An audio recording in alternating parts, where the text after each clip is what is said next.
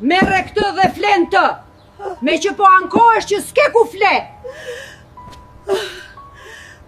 Francisca, një grua e pasur dhe krenare për pozitën e saj, kishte si punonjëse Anën prej më shumë se 40 vitesh.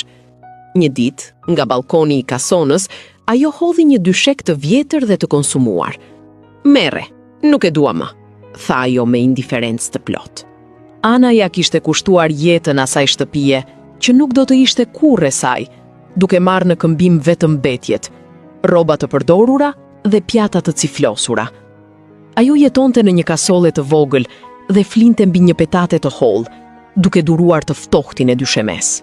Teksa po rregullonte dyshekun e vjetër, Ana ndjeu diçka të fortë brenda tij.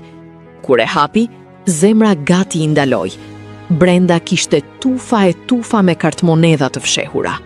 Për një çast, Ana mendoi ta njoftonte Franciskën, por pastaj ju kujtua çdo fyerje, çdo poshtërim dhe çdo natë që kishte fjetur në dysheme. Ai dyshek nuk ishte më i Franciskës, ja kishte falur vet. Ana i numëroi parat me duar që i dridheshin. Ishte një pasuri që mund t'ia ndryshonte jetën përgjithmonë. Çfarë mendoni se bëri Ana? Dhe çfarë do të bënit në vendin e saj?